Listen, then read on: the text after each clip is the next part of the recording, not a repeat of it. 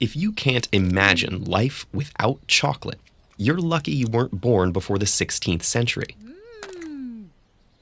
Until then, chocolate only existed in Mesoamerica, in a form quite different from what we know. As far back as 1900 BCE, the people of that region had learned to prepare the beans of the native cacao tree.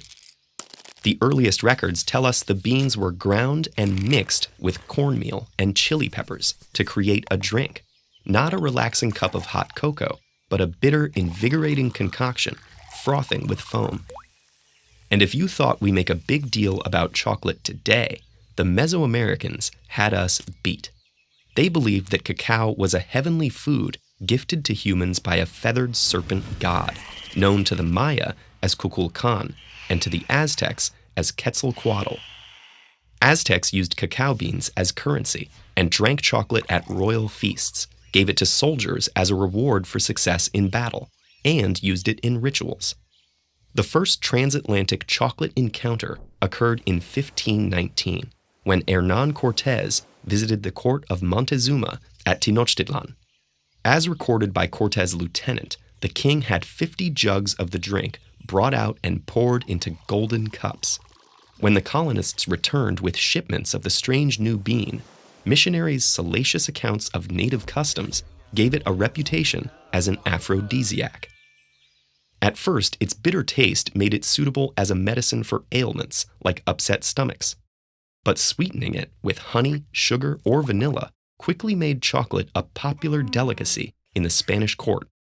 And soon, no aristocratic home was complete without dedicated chocolateware. The fashionable drink was difficult and time-consuming to produce on a large scale. That involved using plantations and imported slave labor in the Caribbean and on islands off the coast of Africa. The world of chocolate would change forever in 1828 with the introduction of the cocoa press by Conrad van Houten of Amsterdam. Van Houten's invention could separate the cocoa's natural fat, or cocoa butter. This left a powder that could be mixed into a drinkable solution or recombined with the cocoa butter to create the solid chocolate we know today. Not long after, a Swiss chocolatier named Daniel Peter added powdered milk to the mix, thus inventing milk chocolate. By the 20th century, chocolate was no longer an elite luxury, but had become a treat for the public. Meeting the massive demand required more cultivation of cocoa, which can only grow near the equator. Now, instead of African slaves being shipped to South American cocoa plantations, cocoa production itself would shift to West Africa, with Côte d'Ivoire providing 2/5 of the world's cocoa as of 2015. Yet, along with the growth of the industry, there have been horrific abuses of human rights. Many of the plantations throughout West Africa, which supply Western companies, use slave and child labor, with an estimation of more than 2 million children affected.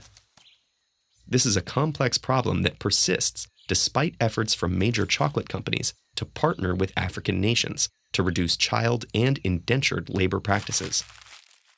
Today, chocolate has established itself in the rituals of our modern culture.